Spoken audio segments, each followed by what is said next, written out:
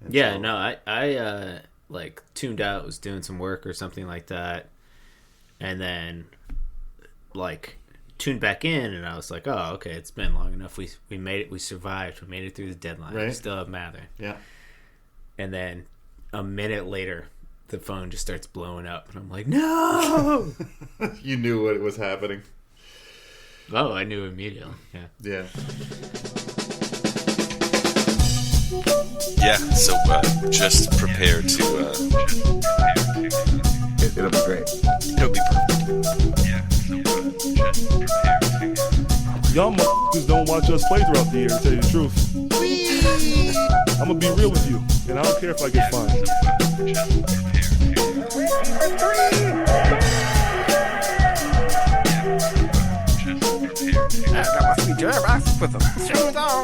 That train is off the track. I feel like you can't just like jump through Neptune and be okay. Just prepare to. What the show needs is more dogs and bears and chickens and stuff. Yeah, so just prepare to be awash in unbeatable goodness. Anytime you have a chance to pick up Kobe Brown, You do it. Hey, any Kobe's a good Kobe, right? Isn't that how it works? he was born on New Year's Day, 2000. Okay, so That he's dude was older. We didn't. he's Y2K. Pick up a young prospect. 6'7", 250. He has a physical play style, according to AI, and a high basketball IQ with good passing vision. 6'7", 250 frame. You should. Okay. Solid playmaker, passer, and pick and rolls. And he's developed into a 3-level scorer. They're making this dude sound amazing. But he sees no minutes. It's the steal of the draft. Steal of the trade. Yeah. Welcome, Pacers fans. You're listening to the Undebeatables, your semi-weekly Pacers podcast. This is episode 806. Coming to you from the high school home of Jamison Brewer, Silver Spring, Maryland. I'm the doctor, Jason Triplett.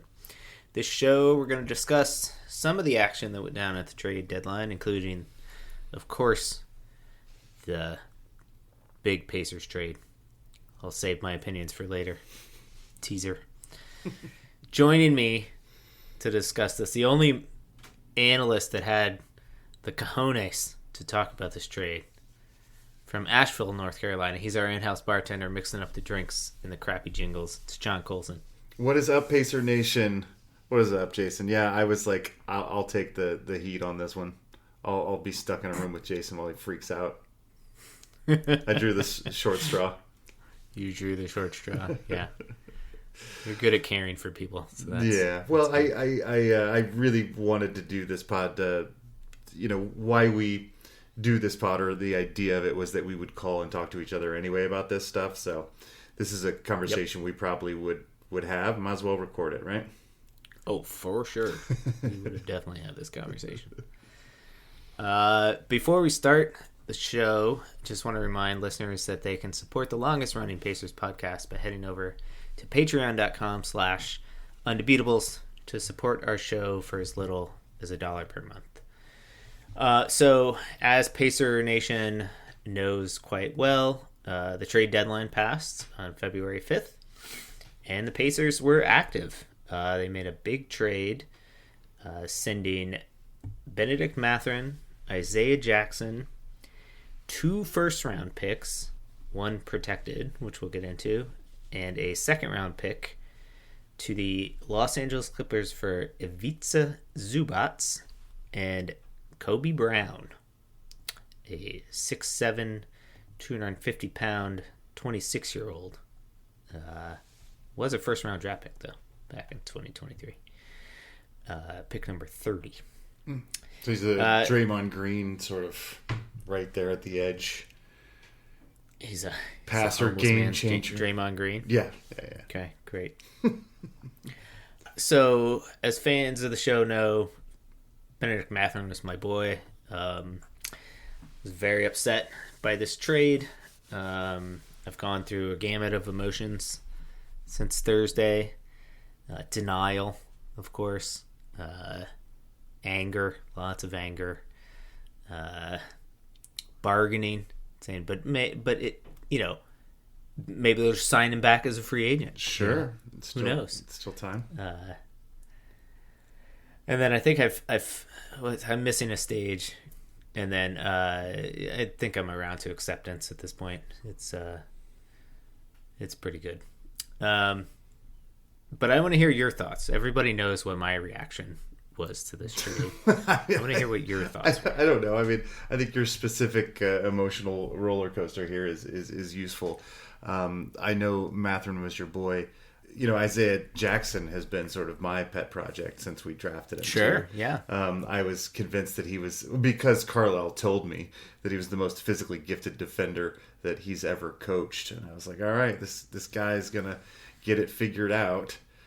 And the thing is both Matherin and Jackson are young and still have, their primes ahead of them. And so I think that my reaction was that this is a massive amount to give away for a starting center. Not only we did give up Matherin, who is a 20-point scorer and 23 years old, and Isaiah Jackson, that is a versatile defender. I don't know if the last game that he played as a Pacer, it was picking pockets and getting, open court dunks in the fourth quarter. Yeah. And then, 2 first-round draft picks. And you're like, okay, well, draft picks, we've got a bunch of young talent. We gave away our 2026 draft pick, which is the draft pick, which is the reason why we're tanking. Now, it has protections on it. Yeah, but it has weird protections. It has very weird protections on it. So it's protected 1 to 4 and 10 to 30. So only if after the lottery the Pacers land in the 5, 6, 7, 8, or 9 slot do they lose the pick. Yes. Now, you may say, well, I like those odds. Those are... We're probably not going to put all the horses on the court all the rest of the season. We'll have one of the worst 3 records in the league. But, my friends, that only means that you have a 52% chance of staying in the top 4, right? So this is a coin flip. This is a coin flip trade right here. This is a gamble. I don't know. Do you get slightly better odds at blackjack than other games? And sure, yeah. Because essentially, we have a 48%. If we keep similar, if we're either we're currently the second worst record. If we are in that top 4, you're right. 48% chance of being in that 5 to 9 draft area. Now, I've come out on one end on this. I think that this is actually pretty savvy, because what it is it's a huge enticement for the Clippers. You're saying, hey, look, we're about to give you a draft pick on a team that's miserable, and you have a chance at a top 10 pick.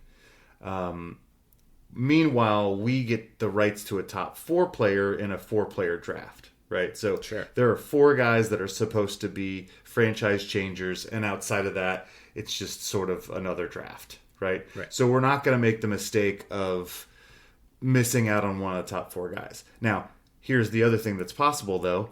Somebody drafts a need. Some of these franchises are terrible, and one of those top 4 guys drops to the 5th pick, and we don't have the 5th pick because we gave it to the Clippers. Like, that still can happen as well. For sure. Yep. So this is a gamble on on levels.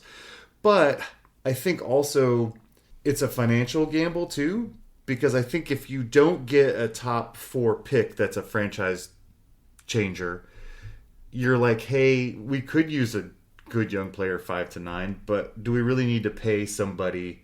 It's an automatic pay scale, so I don't know what 5 to 9 is, but it's up like $7 million a year or something like that. We don't have to take that contract on automatically now, and so it gets us out of, if we don't have a franchise changing player, we don't need to get another young guy that's just going to go on our books, because after this trade, we are right up against... We don't need to get another top 10 pick that's going to be on a cheap contract for 6 years. Yeah.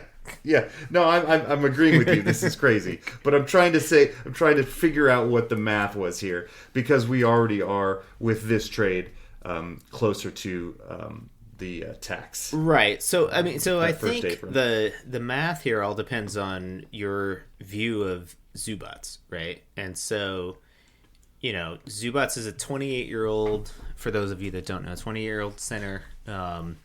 Who is quite good. I mean, he got votes for, all NBA, in the last couple of years. And, he's Last year he was second all defensive team. Yeah, he's a double-double machine. He actually grabs rebounds. He uses his body well. He's a nice player. He's a really nice player. About in his prime.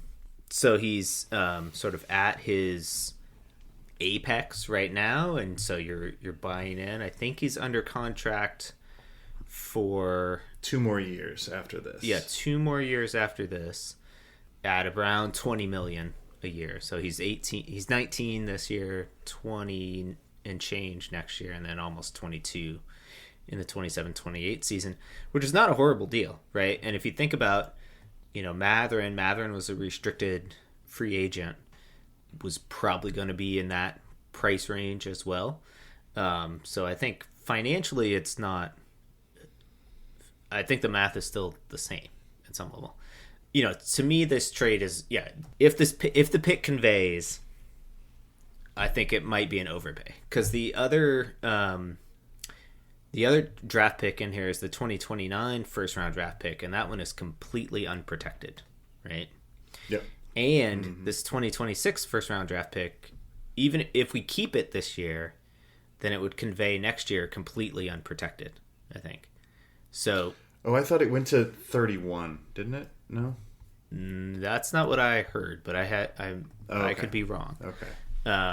That was the initial reporting, I guess, was that it was okay. It would convey as an unprotected first round pick the next year.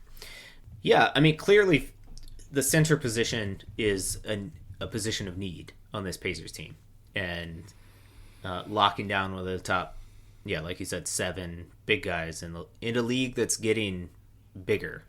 We're sort of seeing a shift back from small ball to, you kind of need a big guy when teams go double big to combat that, and we listeners of this show have heard us bitch and moan for 13 years about how we can't get rebounds. And so in theory, this helps quite a bit in that category. And that was the first thing that Carlisle said, basically, was like, you're going to see rebounds from this guy. Mm-hmm. Now, what you give up in Mathurin, despite my attachments to him, I've been watching Pacers basketball since I was like 7 years old, and I connected with him in a way I really hadn't with another player, and I'm not sure why. Like, I just loved the way he played. He attacked. He was relentless. His attitude was great. He brought something to the team that I felt, while it didn't fit in with the rest of the style of what the Pacers were doing the last couple of years, in the Halliburton era, this move fast and move the ball, he brought an element that is, I think, a very crucial thing to have, especially in playoff series, which is a guy that can make a play, get to the line, get you a bucket when buckets are hard to get, and we saw it. This dude, in his first playoff run last year, had a game in the finals that was the Ben Mathurin game, right? And he's not afraid of the moment, and you're giving that up, which is a thing. That's not nothing, I think. After Halliburton went down, we had no plan in the second half except to give the ball to Mathurin. Mm-hmm. I mean, we were just like, okay, we don't have an offense anymore. Go win us a title. This is yeah, exactly. And he was probably a little too young to do that, and the Thunder are probably a little too good and had too many weapons for us to keep up with that. But I mean, it wasn't the worst playing. I mean, the kid's incredibly talented, and he is a 20-point-a-game scorer, and seemed real comfortable once he came back from injury, coming off that bench again, just allowing himself to get to the rim, sort of being that focal point in that second unit. And Carlisle even talked about it, since he's been back, just how much he's grown, how much he's, reading the defenses, how much he's doing better at passing the ball, and was just really praising him. And I don't know if that was partly to gin up his trade value, but I think it's also true. Like, the kid is, on some level you look at him, he goes, well, he's still just running at the rim like he did his rookie year, but he's evolving. He's learned a lot. And he's still only 23 years old. For sure, yeah. I mean, that's the thing, right? Like, we talked about it a lot. I think it was last Monday's episode about how we wanted him to take a bigger leap this year. I mean, he's been hurt basically the entire year, but, agreed. And I think in that, in his swan song game, after we had done a podcast about how he doesn't, can't make plays and all that kind of stuff, he goes out and dishes out 5 assists and is, looking as integrated in moving the ball around as we've seen maybe since he's been on the team. In the post game presser, said, I just want to win ball games. I want to help this team win basketball games, and that's what I want to do. Exactly what you want to hear from a guy. So, Sure. So I'm definitely. That's the thing. bummed. He's always said what you want to hear. Totally. I mean, he's a freaking winner. He's one of those guys that has that a little bit of that crazy, like, all I want to do is just beat the guy. I think I'm the best guy on the court, and I'm just going to go prove it, which is, incredibly healthy when you're looking for winners. Yeah. I'm definitely bummed, but I've come to terms with this deal because of two, I think, two, I guess inevitable's not the right word, but two factors. The first is, it didn't seem like the Pacers were going to retain him in the offseason. Like, the number that they would match would be so low that they would let Mathurin walk.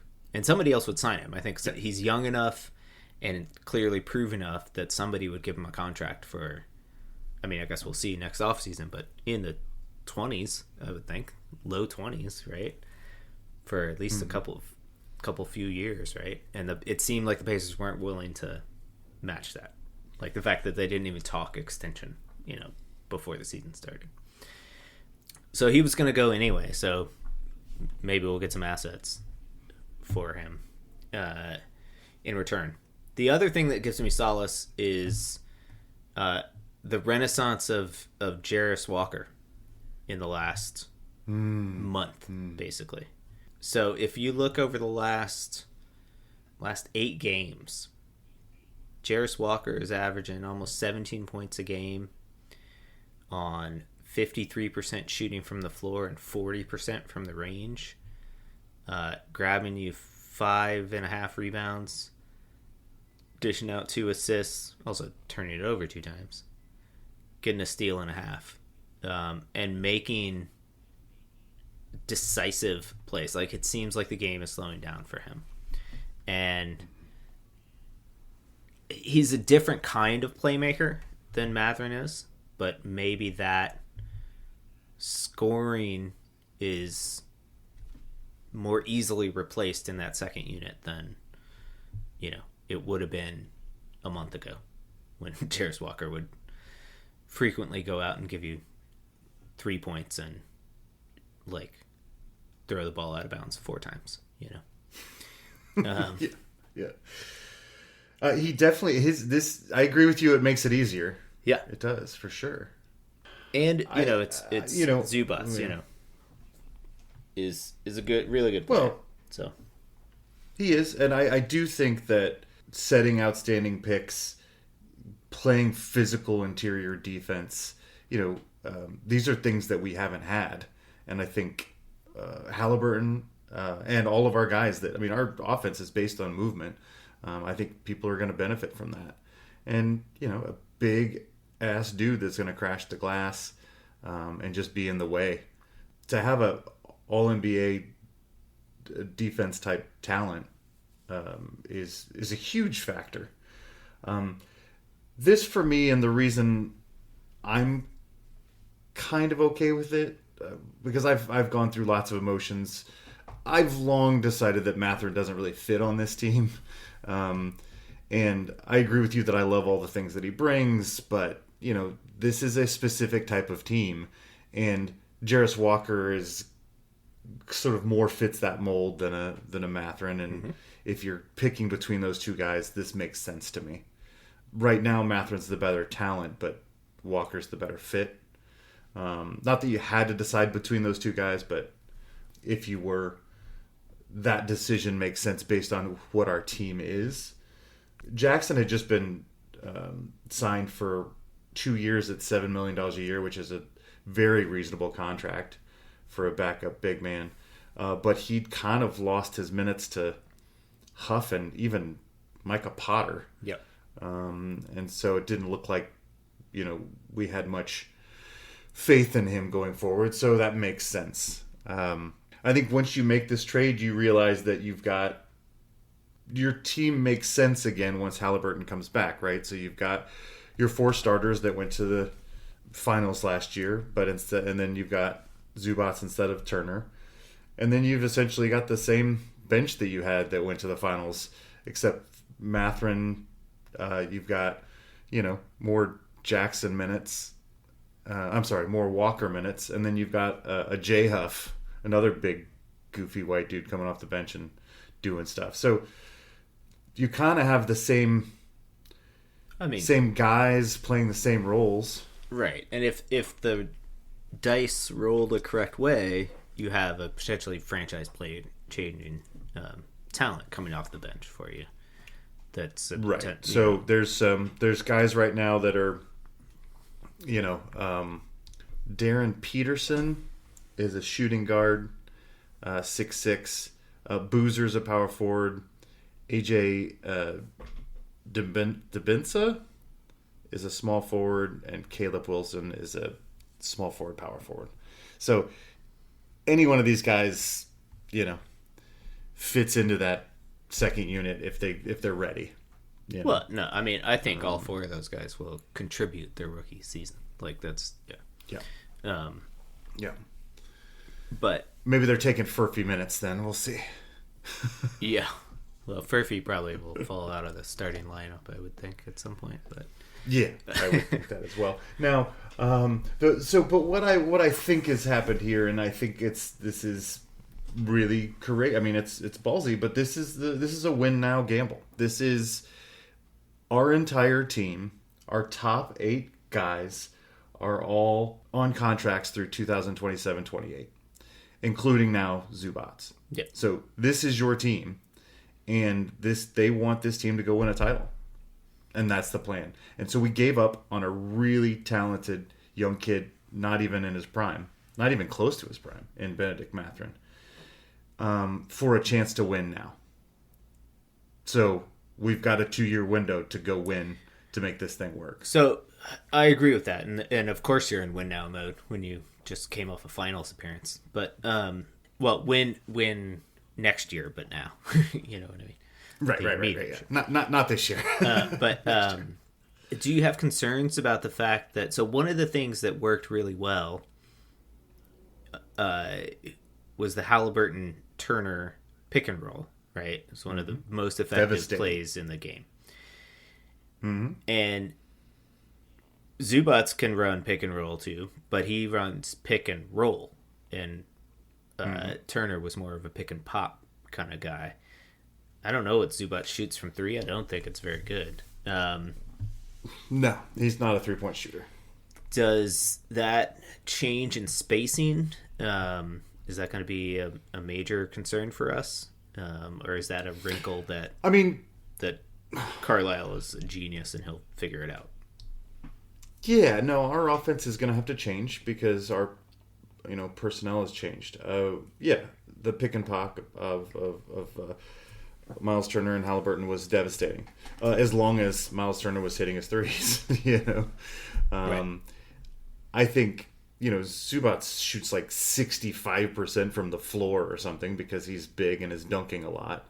And I think there'll be an awful lot of opportunities with him setting a really hard screen and getting Halliburton wide open and then people are going to have to double, and he's crashing the basket. I think that's one of the ways that he's effective, and I think that's going to be really helpful. It will be a different type of offense, but we still have guys on the perimeter that can shoot threes. You know, I mean, the other three guys still shoot threes, so True.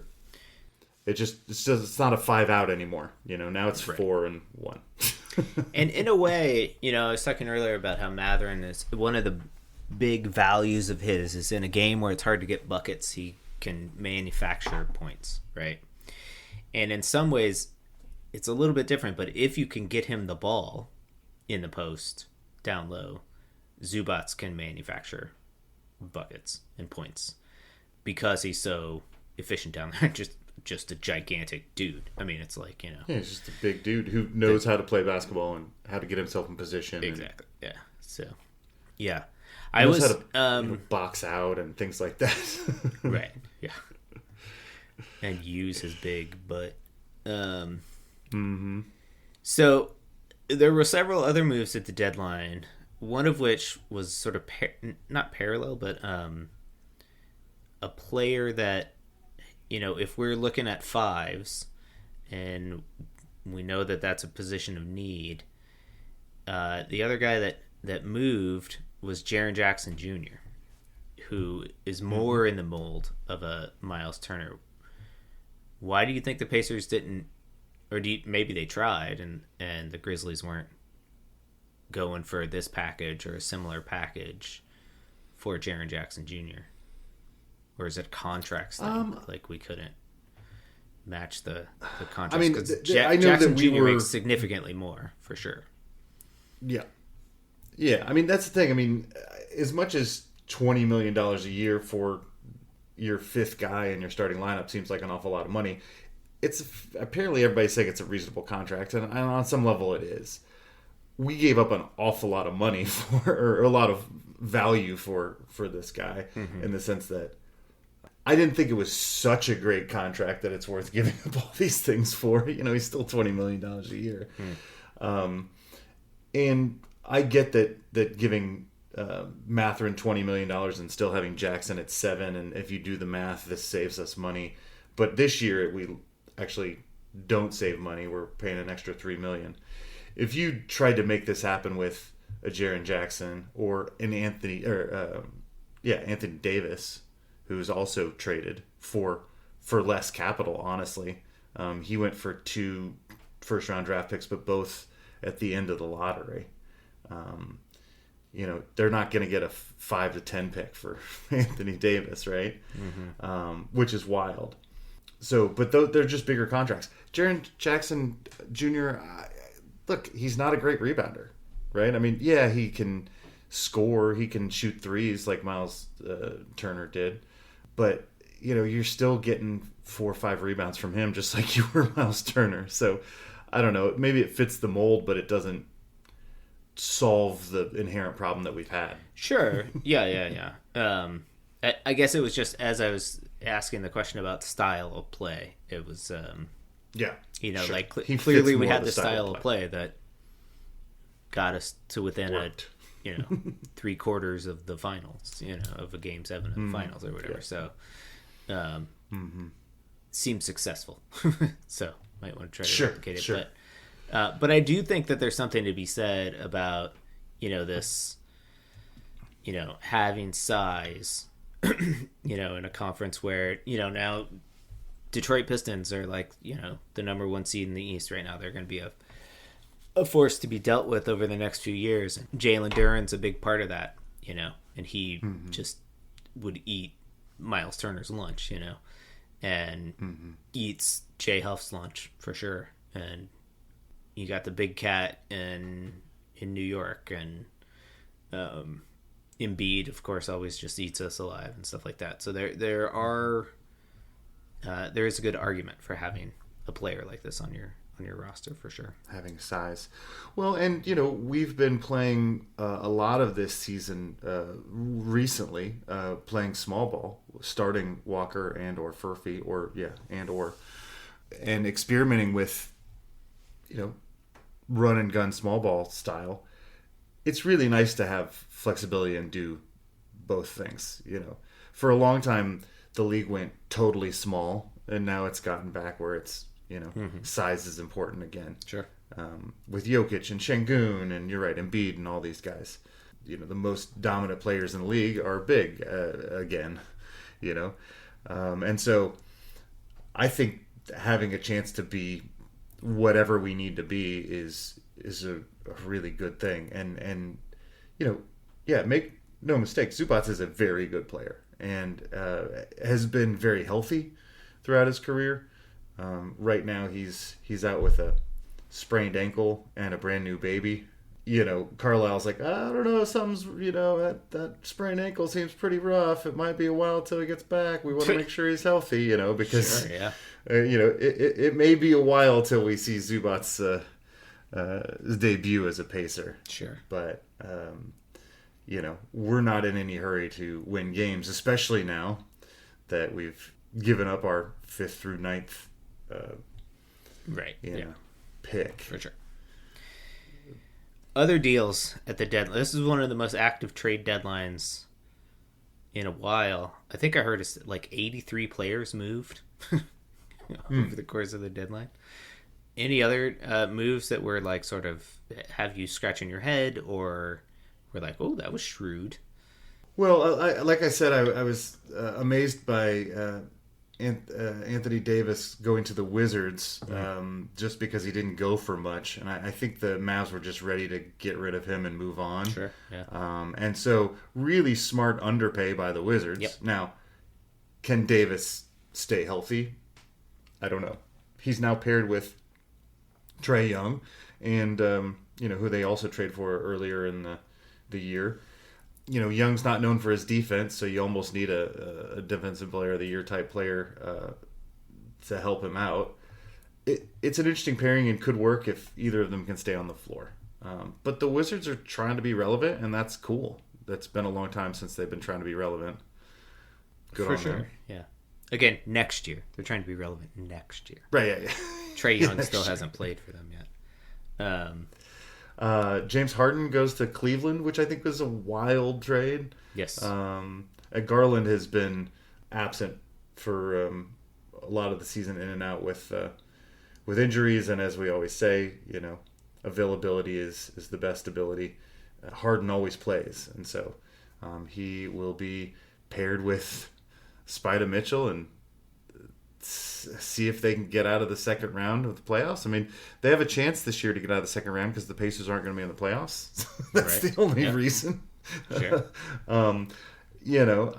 Harden tends to shrink in the limelight, so or at least under the pressure of game sevens and whatnot. So we'll see if this is the guy that solves their playoff problems. But I think that was a swing for the fences move. Oh, absolutely. Yeah. Well, I think that was talk about win now. That's a for sure move. And I mean, as good as the chemistry and the vibes were in Cleveland last year during the regular season until the Pacers took their will to live, they've been as bad this year. Like, they don't look like a team that enjoys playing basketball too much. And so we broke them. Shaking up the locker room, I think, is a good move for them either way. We mentioned Jaren Jackson Jr. He went to the Utah Jazz, right? So they're starting to make their moves. So Utah will... They're looking to be good next year. Again. Yeah, of course. Yeah, not this year, but next year. Yeah, Yeah. and they didn't have to give up Larry Markkinen, in the deal. So Right.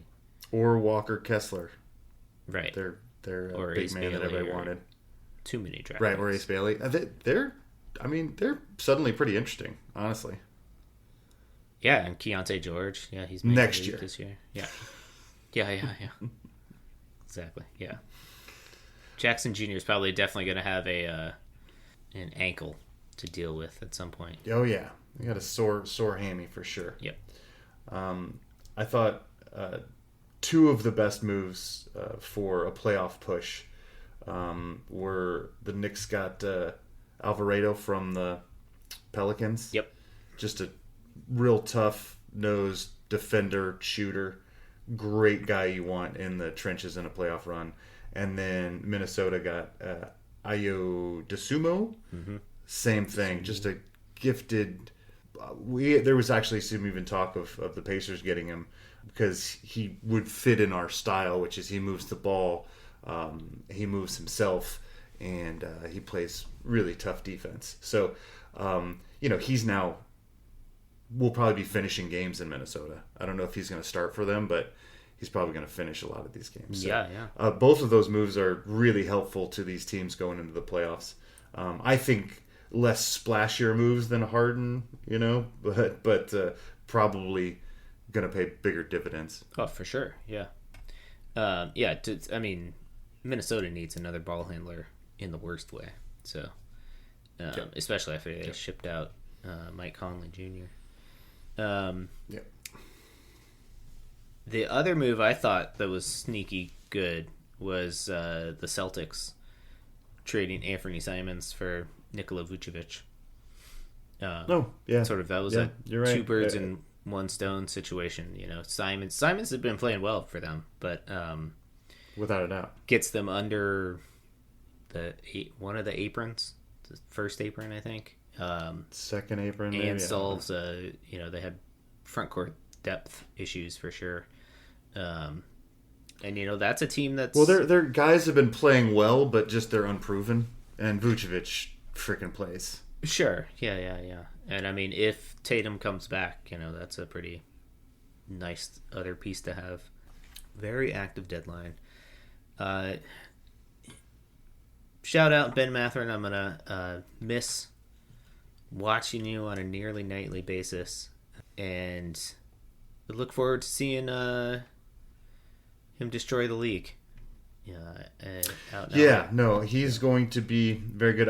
Matherin even said, on whatever the social medias or whatever is, the Instagram or the X or whatever he did, but he just said, "Go be great," to Matherin, because he's going to have a really nice career, and he's probably going to destroy us every time we play the Clippers. Oh yeah. I mean, he still tries to destroy Jaden Ivey every time he sees him because he got drafted ahead of him. It wasn't even Jaden Ivey's fault. That's right. And we may, grow to regret this move here.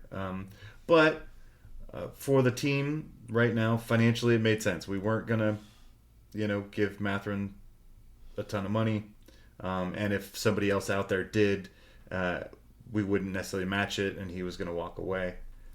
And I think Zubats is going to fit well with this team. I think you're going to like rooting for him because he's just a big, tough son of a bitch, and it's going to be nice to have. So I'm also very sad. It's been a rough week. I know we root for Laundry on some level, but we also root for these guys, and we grow to know them and watch them all the time. And like I said, Jackson's been kind of my project since we drafted him, and Matherin's a beast and a good dude, and has been a great pacer. And so it's tough to lose both those guys this week.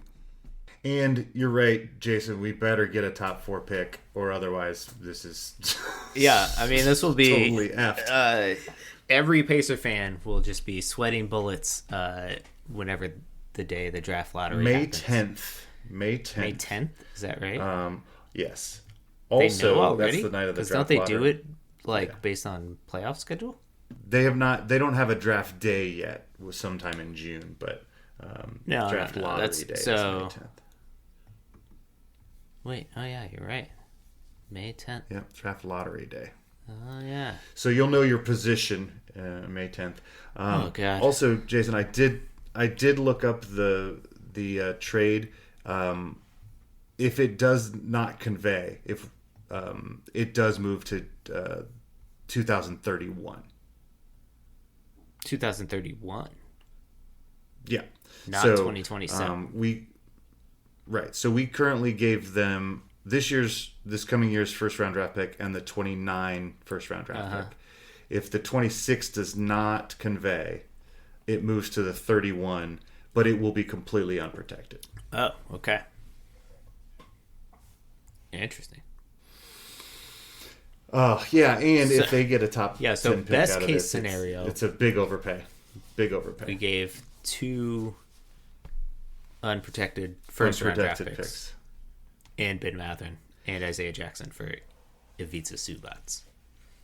For two years of him. And you got to remember that 29 is after all of these contracts come up. So it's possible, we lose a bunch of these guys and we're terrible. Yeah.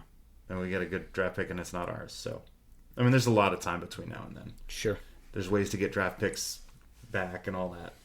This is a win now, not now. Win next year move. Right. Yeah. Go back to the finals and win the whole thing move.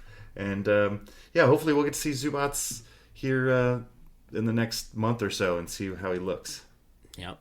Sounds good. All right. Well, we're not going to talk. There was basketball that happened this week. The Pacers, what did they do? They lost 2 games? Won a game? Lost We lost. We lost to the Bucks. Yeah. And we got a game on Super Bowl Sunday. We will not be podcasting this week, so we'll catch up with everybody. It's the Super Bowl. Take a week off. Go watch football. That's right.